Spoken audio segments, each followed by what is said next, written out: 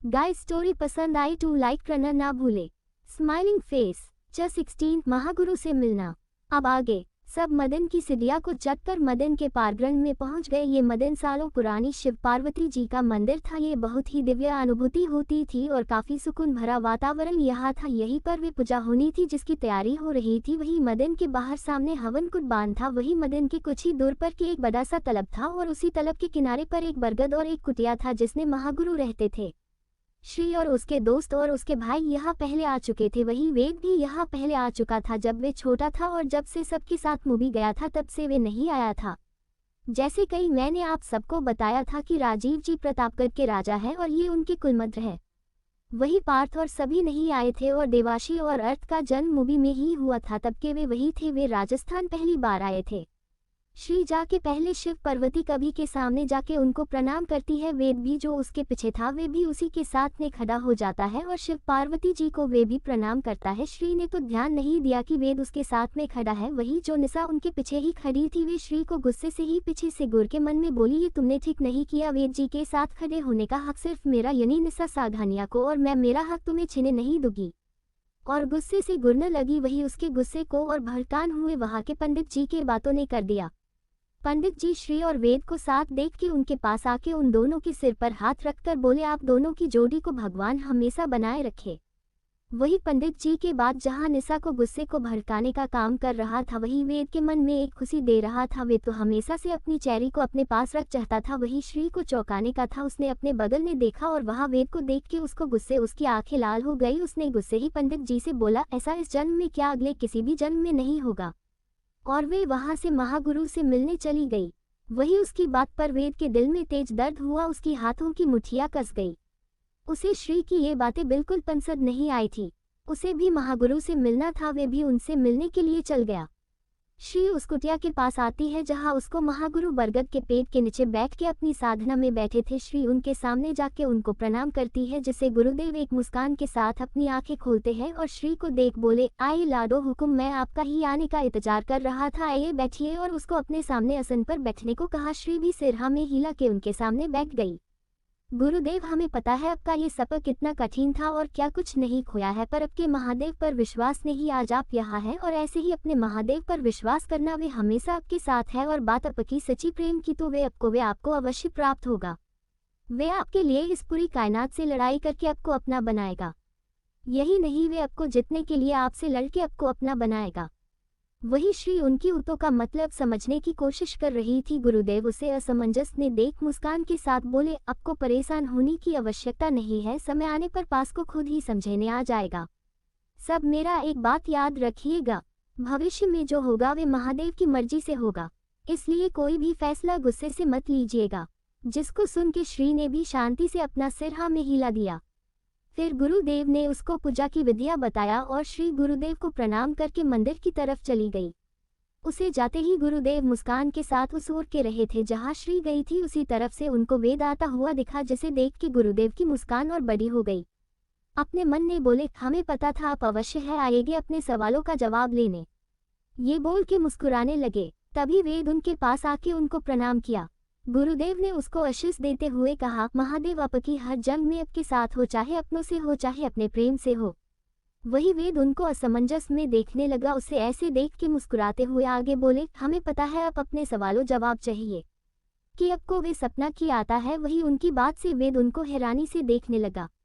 उसको हैरान देख के गुरुदेव सिर्फ मुस्कुरा दिया और उसको बैठने को बोले। वेद भी चुपचाप उनके सामने बैठ गया और उनको देखने लगा। गुरुदेव, तो क्या आप सच में उस सपने की सच्चाई जानना चाहते हैं? एक बार सोच लीजिए, जितना आपको उसकी सच्चाई पता चलेगी उतना ही आपको तकलीफ होगी, आपको अपने आप को संभाल मुश्किल हो जाएगा। इसलिए एक बार फिर से सोच लीजिए। वेद, गुरुदेव हर तकलीफ सहने के लिए तैयार, हमें हमारे सवालों के जवाब चाहिए कि ये सपना क्या आता है।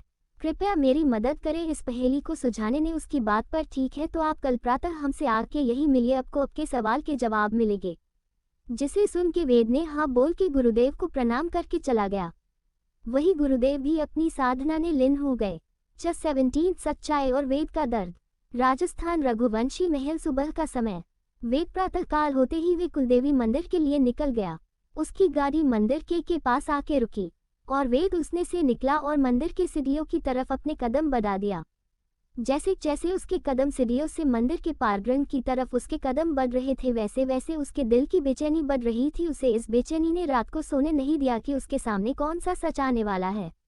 वे आग के पहले मंदिर ने जाके शिव पार्वती जी के सामने अपना मथा टेकता है, तभी उसके पीछे से गुरुदेव की आवाज आती है, गुरुदेव आप आ गए। जिसे सुन के वेद पीछे मुड़ता है और गुरुदेव के पास जाके उनके पैर छुपा है। गुरुदेव महादेव आपको सच्चाई जानने का, उसको सहने की शक्ति दे। और उसको लेके उसी मंदिर में शिव पार्वती जी की प्रतिमा के आगे बैठ गए। गुरुदेव अपना हाथ हमारे हाथ में दीजिए, और हाँ एक बात याद रखना, अपना हाथ को मेरे हाथ से खींचने की कोशिश मत करना, अन्यथा आपको आपके सवालों के जवाब नहीं मिलेगा। जिसने वेद ने हाँ में सिर हिला दिया और अपना हाथ को गुरुदेव के हाथ में दे दिया और अपने आंखें बंद कर लिया, वही गुरुदेव ने भी उसका हाथ को अपने हाथ में लेके अपनी आंखों को बंद करके मंत्र पढ़ने लगे। कुछ समय बाद ही वेद को कुछ दृश्य दिखाई देने लगा। ये दृश्य तब का था जब निशा को सिघानिया मिशन लगा था। उस समय श्री काफी खुश थी कि उसको एक बहन मिल गई।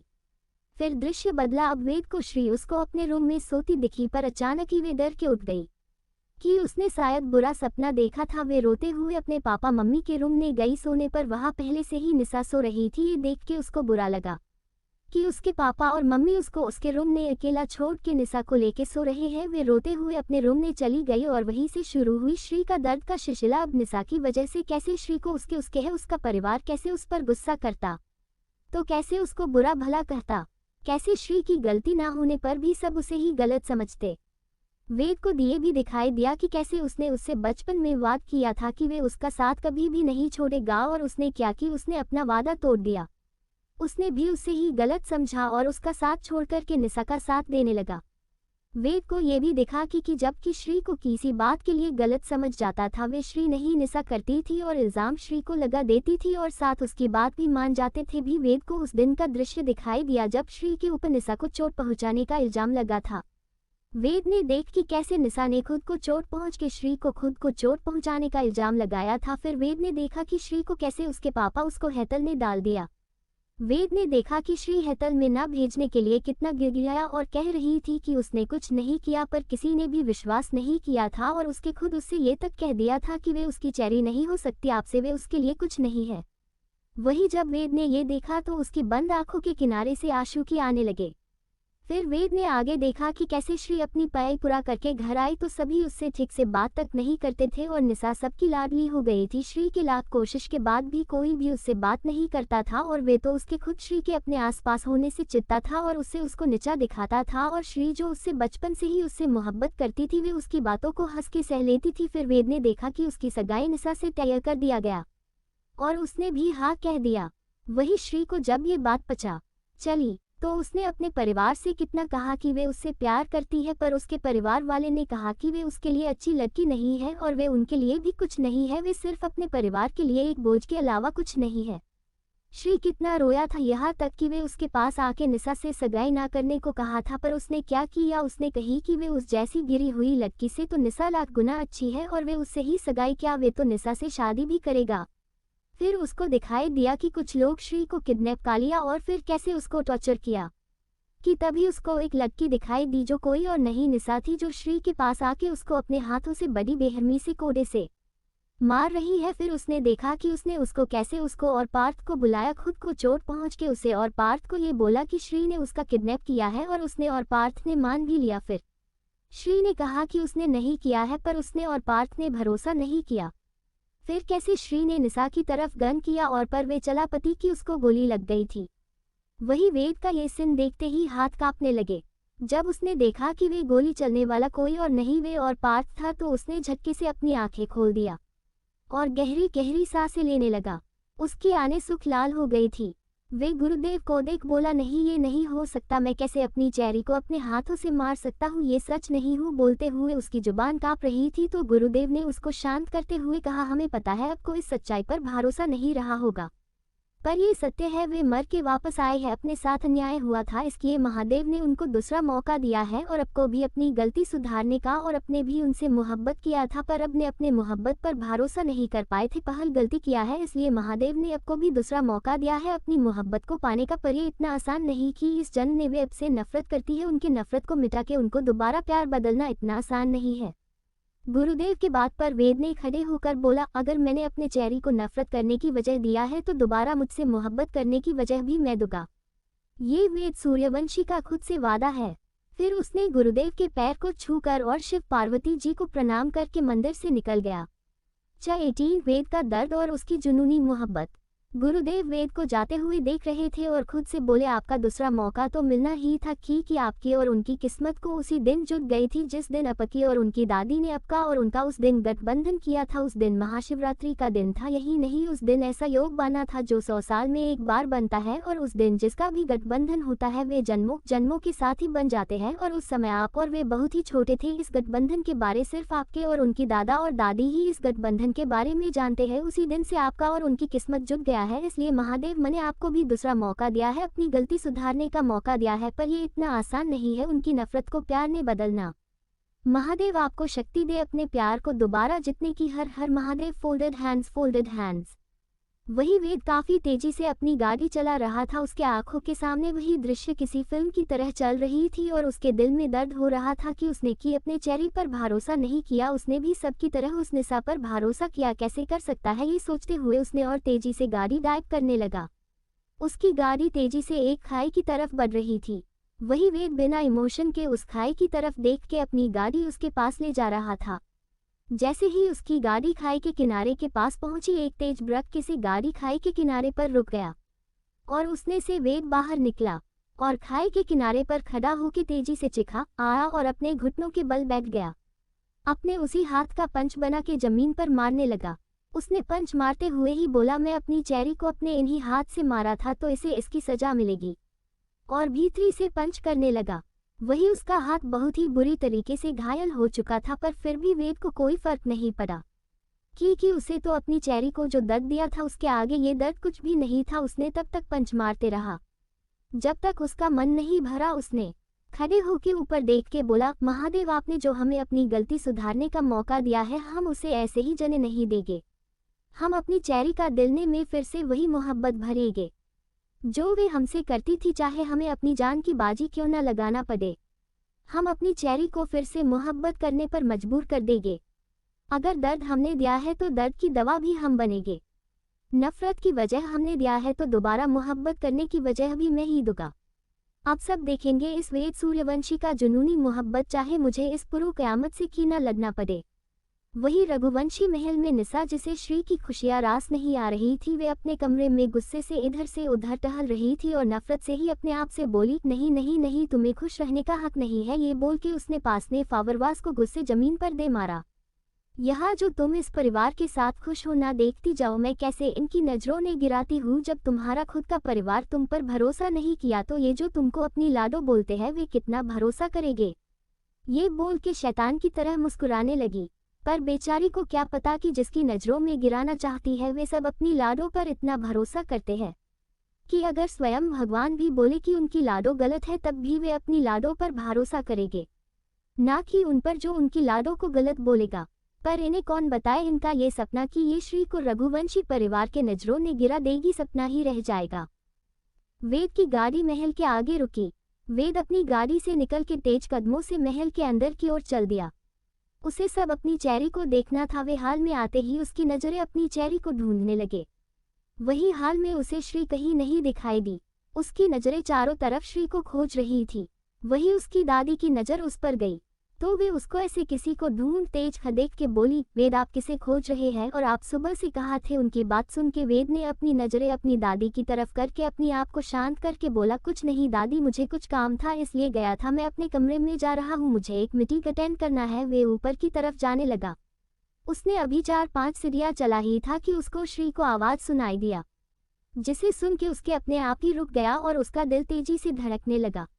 वेद ने अपने श्री की आवाज सुन के कुछ पल के लिए अपनी आंखों को बंद कर लिया, फिर धीरे से पीछे घुमा और उसे अपने सामने से उसको श्री आती हुई दिखा दी। श्री ने आज के एक पिंक कलर का अनारकली सूट पहना था और बालों का खुला छोड़ दिया और कानों ने झुमका पहना था। माथे पर एक काली बिंदी और होठों पर लिप बाम लगाया था जिसने वे काफी खूबसूरत लग रही थी। वेद एकटक देख रहा था, तभी उसके पास निशा जो नीचे आ रही थी। जब उसने वेद को श्री को एकटक देखता पाया तो उसका खून खौल गया। वे जल्दी से वेद के पास आके बोली, वेद जी आप कहाँ गए थे? वही वेद जो श्री को देख के उसे ही देखने ने खो गया था। वे अपने होश में आया और अपने पास निशा को देख के उसको श्री के साथ जो निशा की वजह से हुआ है वे उस याद अनेक लगा। उसका मन कर रहा था कि वे अभी निशा को अपने हाथों से मार दे, पर उसने अपने गुस्से को काबू करके रूखे स्वर में बोला, मैं कहाँ जाता हूँ कहाँ नहीं जाता हूँ, तुमसे मतलब नहीं होना चाहिए समझी। ये बोल के गुस्से उसे गिरते हुए अपने कमरे की तरफ चला गया। वही निशा अपनी दांत पिसती रह गई। CH19 श्री का गुस्सा। शाम का समय, राजस्थान, रघुवंशी महल। हाल में बड़े बैठ के बातें कर कहे रहे थे वही और लोग अपने काम में लगे थे। वही निशा जो कि ऊपर से सबको देख रही थी, वे अपने मन में वाली, श्री तुम रघुवंशी परिवार में आके बड़ी खुश हो रही हो ना, देखो मैं कैसे इस परिवार में भी तुम्हारे खिलाफ करती हूँ। ये सोच के शैतानों की तरह मुस्कुराने लगी। फिर उसने श्री के कमरे की तरफ देख के श्री के कमरे की तरफ चल दिया। वे जानती थी कि श्री के कमरे की तरह जाना मना है, अगर वे गई तो श्री गुस्सा जरूर होगी और वे तो यही चाहती थी कि श्री उस पे गुस्सा करे और वे मासूम बनके उसे सबसे सामने गलत साबित कर सके कि श्री उसे परेशान कर रही है। वही श्री जो कि अपने कमरे में बैठ के अपना काम कर रही थी कि तभी उसको गेट खुलने की आवाज़ सुनाई दिया। तो उसने अपने सिर को ऊपर करके देखी कि कौन उसकी बिना इजाजत के उसके कमरे में आया है। उसने जैसे ही अपने सामने निशा को देखा उसके आंखों की खून उतर आया। उसने बेहद है गुस्से के कहा, खबरदार अगर और एक कदम भी बताया तो उसे। उसकी इतनी खतरनाक आवाज़ सुन के निशा एक पल के लिए डर गई, पर वे डर को अपने फेस पर आने नहीं दिया। वही श्री अपने तेज कदमों से उसकी तरह बढ़ गई और आके उसके हाथों को जाती से पकड़कर उसको खींचते हुए उसको अपनी साथ चल दिया। वही निशा तो यही चाहती थी कि श्री कुछ गुस्से के ऐसा ही करे। वे मासूम बनके तेज आवाज में बोलने लगी, निशा श्री मुझे छोड़ दो, मैंने क्या किया है? ये बोल के अपने मगरमच्छ के आंसू बहाने लगी। वही जो नीचे बैठे लोगों के कानों ने ये आवाज सुन दिया तो वे सब ऊपर देखने लगे, जहां श्री निशा को उसके हाथ को पकड़ के उसको घसीटते हुए सीढ़ियों से नीचे ले आ रही थी। सब अपनी जगह पर से खड़े हो गए। अभी वहां सभी मौजूद थे। वही श्री ने निशा को नीचे लाके एक झटके में छोड़ दिया, जिसे निशा सीधा जाके मुंह के बल जमीन पर गिरी और उसके मुंह से एक चीख निकली। नीचे गिरते ही निशा के सिर तेजी से जमीन से जा लगा था। वही सब आती तक हैरान खड़े थे, पर निशा की चीख से सब अपने होश के आ गए। पार्थ जल्दी से निशा को संभालने के लिए उसके पास पहुंचा। उसे देखते हुए बोला, निशा तुम ठीक हो ना? वही पार्थ को देख के निशा मासूम बन के रोते हुए बोली, भाई मैं तो सिर्फ श्री से बात करने गई थी। वही पार्थ उसकी बात सुनकर श्री को गुस्से से देख बोला, श्री ये क्या तरीका है? उसने जीत आवाज में बोला थे। वही श्री जो कि पहले से ही गुस्से की थी, अब तो उसका उसे सातवें आसमान पर था। उसने गुस्से और अपने खतरनाक आवाज ने बोली, आवाज नीची मिस्टर पार्थ सिंघानिया, मुझे पसंद नहीं कोई भी मुझसे ऊंची आवाज में बात करे तो मैं उसको सीधे नर्क के दर्शन करा देती हूँ, और आप इस समय मेरे महल के मेहमान हैं इसलिए छोड़ रही हूँ। और रही बात असकी इस बहन का, तो अपनी बहन को समझा दीजिए, मेहमान है तो मेहमान बन के रहे, यही अच्छा होगा इसके लिए। वही उसकी इतनी खतरनाक आवाज सुन के सब सदस्य डर गए थे। रघुवंशी परिवार तो श्री के इस गुस्से को अच्छे से जानता था। सिंघानिया और सूर्यवंशी परिवार तो उसके इतने खतरनाक गुस्से को देख के ही डर गए थे। पार्थ भी श्री के गुस्से एक पल के लिए उसकी रूह तक कांप गई थी। वही वेद शांति से श्री को देख रहा था और उसके श्री से लाल चेहरे को बड़े ही प्यार से देख रहा था। वही श्री गुस्से को देख के जानकी जी उसके पास आके उसके सिर पर अपने हाथ को फेर के बोली, लाडो क्या हुआ है? आप इतने गुस्से में की है, क्या बात है? वही अपनी मासा के पूछने पर बोली, मासा क्या आपने मेहमान को बताया था ना कि मेरे कमरे में आना मना है? तो अपनी इस मेहमान से पूछिए ये किसकी इजाजत से मेरे कमरे में गई थी। वही सबको को ये बता गया था कि श्री के कमरे आसपास जाना मना है, तो निशा की गई थी कि उसे वहां जाना मना है। अब सबकी नजर निशा पर चली गई तो निशा मासूम बन के रोते हुए बोली, मैं तो श्री से बात करने गई थी कि वे अपने परिवार से ऐसे मुंह ना मोड़े, सब उससे कितना प्यार करते हैं, मेरे वजह से अपने परिवार से दूर ना हो। और रोने लगी। उसकी बातों से ऐसा लग रहा था कि वे अपने परिवार की खुशी के लिए गई थी। वे श्री का उसके साथ इतना करने के बाद भी वे श्री को उसके परिवार से मिलवाना चाहती है। रघुवंशी परिवार को और वेद को उसकी सच्चाई पता था, वे जान गए थे। निशा सिर्फ ये सब अपने को अच्छी और श्री को गलत साबित करके लिए कर रही थी, ताकि सिंघानिया परिवार और सूर्यवंशी परिवार को लगे कि श्री के उसके साथ इतना बुरा करने के बाद भी वे चाहती है कि श्री अपने परिवार के पास आ जाए। पर रघुवंशी परिवार उसके इस चाल ने नहीं आने वाले थे, नहीं वेद आने वाला था। पर सिंघानिया और सूर्यवंशी परिवार उसके इस नाटक को सच मान गए थे। वही जानकी जी की नजरें कठोर हो गई। उन्होंने अपनी कठोर और कड़क आवाज में बोली, निशा, आपको उसी दिन बताया था ना कि मेरी लाडो के कमरे में जाना मना है, तो आपकी इतनी हिम्मत की आपने कि मना करने के बाद भी आप वहां गई।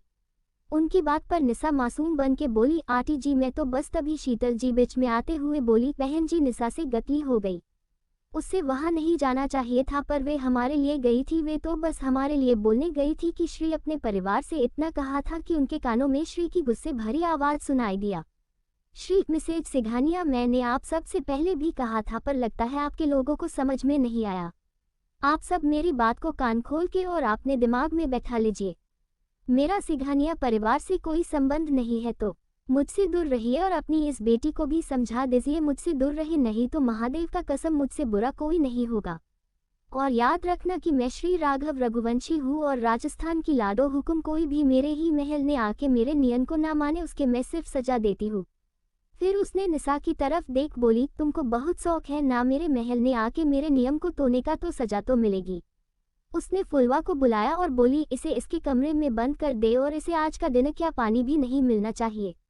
वही सिंघानिया और सूर्यवंशी परिवार हैरान हो गए, पर उनमें से किसी की बोलने की हिम्मत नहीं थी। श्री को इतना खतरनाक गुस्से से सब डर गए थे और वही रघुवंशी परिवार और वेद को कोई फर्क नहीं पड़ा कि निशा के साथ क्या हो रहा था। वही फुलवा ने निशा को खींचते हुए उसको लेके चली गई और उसको कमरे में बंद कर दिया। निशा चिल्ला रही थी पर कोई कुछ नहीं कर सकता था। श्री अपने कमरे में चली गई, वही शीतल जी अपने कमरे में चली गई, सब भी अपने कमरे में चले गए। वेद श्री को देख के अपने मन में बोला, चेरी आज तुम एक शेरनी हो जैसे हरा ना, इस निशा के बस में नहीं है। एक मुस्कान के साथ अपने कमरे चला गया। 20 निशा का बुरा हाल। राजस्थान रघुवंशी महल, रात का समय, डाइनिंग एरिया। सभी इस समय डिनर टेबल पर मौजूद थे। श्री भी वहां आती है और राघव जी के पास बैठ जाती है। वही शीतल जी उसे देख के कहती है, शीतल जी, श्री आप निशा को प्लीज उनकी सजा माफ कर दीजिए। वे कैसे रात भर बिना खाए पिए रहेगी। उनकी बात सुन के सभी उनकी तरफ देखने लगे। वही श्री की होठों पर एक मजाक भरी मुस्कान आ गई। श्री उनकी तरफ देख के बोली, मिसेज सिंघानिया, क्या आपकी बेटी इतनी कमजोर है? एक है रात बिना खाए पिए नहीं रह सकती है। क्या बात है, मानना पड़ेगा कि एक गोद ली गई बेटी से इतना प्यार है, इसीलिए तो उसको सिर्फ एक रात बिना खाए पिए रहने से आपका दिल तड़प उठा। इतना तो खुद की औलाद के लिए नहीं तड़पी होगी। जब अपने एक 12 साल की खुद की बेटी को आपने पूरे 2 दिन के लिए बिना खाए पिए रखा था, तब शायद आपको ये भी याद नहीं रहा होगा कि वे बच्ची सिर्फ 12 साल की है और आप अपनी इस बेटी को सिर्फ एक रात को खाने पिए नहीं दिया जा रहा, तो आपका दिल इतना तड़प उठा। और मजाक भरी मुस्कान के साथ उनको देखने लगी। वही शीतल जी की आंखों शर्म से झुक गई, उनकी आंखों से आंसू गिरने लगे। शीतल जी को याद आया कि कैसे उन्होंने सालों पहले श्री को उन्हें कमरे में बंद किया था, वे भी 2 दिनों के लिए। अब उनकी श्री से कुछ कहने की हिम्मत नहीं थी। वही सिंघानिया परिवार सभी को याद आया कि शीतल जी ने श्री को सजा देने के लिए उसको कमरे में बंद किया था 2 दिनों के लिए। सब अपना डिनर करने लगे, किसी ने कुछ नहीं बोला। वे को भी ये घटना याद थी कि जब श्री 12 साल की थी तो निशा ने श्री पर यह इल्जाम लगाया था कि श्री ने उसको स्कूल के बाथरूम में बंद किया था, इसीलिए शीतल जी ने श्री को ये सजा दिया था, उसको 2 दिनों तक कमरे में बंद करने का। और वेद को ये भी याद आया कि कैसे श्री 2 दिन बिना खाए पिए रहने से बीमार हो गई थी, उसको हॉस्पिटल में 3 दिनों तक रहना पड़ा था। पर वेद को अब सच्चाई पता थी कि निशा का ये कहना कि श्री ने उसको बाथरूम में बंद करने वाली बात झूठ था। वे श्री ने नहीं, निशा खुद को ही अपने दोस्तों से बंद करवाया था। ये याद आते ही वेद ने गुस्से से अपनी हाथों की मुट्ठियां कस लिया। उसका मन तो कर रहा था कि वे निशा की जान ले ले। उसने अपने मन में बोला, निशा, तुम्हें जिसने दर्द मेरी चेरी ने सहे है उसका तुम दोगुना सहना होगा। अब तुम देखो मैं कैसे अपनी चेरी के हर दर्द का हिसाब लेता हूँ। तुम मरने की भीख मांगो गई पर तुम्हें मौत नहीं मिलेगी। तुमको यहाँ नर्क के दर्शन ना कराया तो मैं अपनी चेरी का वेदू नहीं, और इसकी शुरुआत आज रात से होगी। ये सोचते समय उसकी आंखों ने बेशुमार नफरत थी निशा के लिए। फिर सब डिनर करके अपने कमरे में चले गए। वही निशा के कमरे में निशा अपने बेड पर बैठी थी और गुस्से कांप रही थी। अब तो काफी रात हो गई थी पर किसी ने गेट नहीं खोला था। वे सोच रही थी कि उसकी माँ उसको इस हालात में नहीं रहने देगी, पर अभी तक कोई भी उसके परिवार में से उसको इस कमरे को खोलने तक नहीं आया। वे भूख और प्यास से मर रही थी। वे गुस्से से बोली, श्री, तुमने ये ठीक नहीं किया, मैं तुमको नहीं छोड़ूंगी, मैं तुम्हें जान से मार दूंगी। वे गुस्से पागल हो के कमरे का सामान इधर उधर फेंक रही थी कि तभी उसके कमरे की लाइट चली गई। ये देख के निसा की हालत खराब हो गया। की कमरे में बिल्कुल अंधेरा हो गया था। तभी उसके पैरों के पास कुछ महसूस हुआ और कुछ तो उसके पैरों पर चुभने और काट भी रहे थे। निसा डर से चलने लगी और उसने उस चीज को अपने पैरों से छटक के उससे दूर होकर गेट के पास आके दरवाजे को जोर जोर से पीटते हुए खोलने को कहने लगी। वही वेद जो उसके कमरे के बाहर ही खड़ा था, वे निसा की आवाज़ सुन सकता था। उसने ही ये किया था, उसने ही उसके कमरे की लाइट को बंद किया था और जो जज निसा को काट रहा था वे जंगली चाहे है जो वेद ने ही मनाया है और उसने ही उसके कमरे में छोड़ा है। उसने उसके दरवाजे को देख बोला, ये तो शुरुआत है मिस निसा, आगे आगे देखो क्या होता है तुम्हारे था, और एक डेविल मुस्कान के साथ वहां से चला गया। वही निसा को वे जंगली चाहे काट रहे थे। वे उनसे बचने के लिए इधर से उधर भाग रही थी। वे भाग के बेड पर एक कोने में दुबक बैठ गई और रोते हुए गेट खोलने के लिए कह रही थी, पर अफसोस कोई नहीं सुन सकता था कि हर कमरा साउंड प्रूफ था। उसकी आवाज़ बाहर नहीं जा रही थी। अब तो निसा बेचारी को रात भर इस चूहों के साथ ही मजे करने होंगे। वही शीतल जी और अमर जी के कमरे में शीतल जी अमर जी के गले लग के रो रही थी और रोते हुए बोली, अमर क्या हमने सच में अपनी बेटी के साथ इतना गलत किया है? क्या हमने अपनी बेटी पर भरोसा नहीं करके गलत किया है? पर हम क्या करते, हमने जो देख वे गलत था। क्या हमारी बेटी की कोई गलती नहीं थी? अपने बेटी को गलत समझ के बड़ी गलती कर दिया है। आज हमारी खुद की बेटी हमसे इतना दूर हो गई है कि वे हमें अपना माँ बाप भी नहीं समझती है। वही अमर जी भी खामोशी से उनकी बातों को सुन रहे थे। उनकी भी आंखों से आंसू बह रहे थे, पर अब क्या ही हो सकता है, अब बहुत देर कर दिया है। उनकी खुद की बेटी उनको अपना नहीं मानते हैं।